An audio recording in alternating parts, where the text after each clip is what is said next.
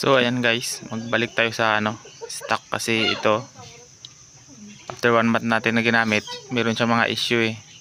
So malakas yung, maganda yung hatak niya guys, maganda din yung minor niya. Kaso pag nasa top speed tayo, mga 90 pataas, talo na sa long ride, pag siguro medyo uminit na siya, nagluloko siya guys, biglang naga-minor. Medyo madalas ko na siya naranasan after 1 month.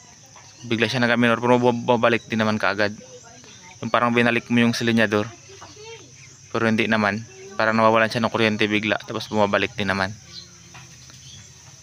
So yun yung natin dito guys, experience sa ganitong Power Max Racing CDI. Iwan ko lang sa ibang brand, siguro yung mamahalin kasi medyo mura ito yung red. So may Power Max naman na black, kung natin na-try yun.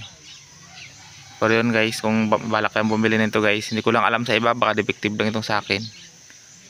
Pero kung may balak kayong bumili nito, mas maganda siguro kung doon na kayo sa black kaagad o sa mga mas mamahaling CDI, mga pang racing. Kakaiba siya, parang bigla mong binabalik yung throttle, bigla nawawala yung kuryente. So yun, maganda pa man sana siya kasi pagdating mo sa top speed mga 90 pataas, hindi gigil yung makina, parang bibigay pa talaga siya ng bilis.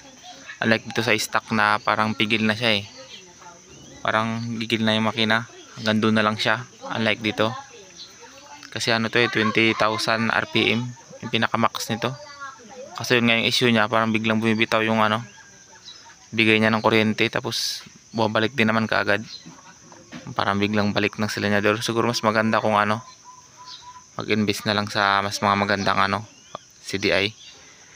Sayang na yung pera natin dito eh.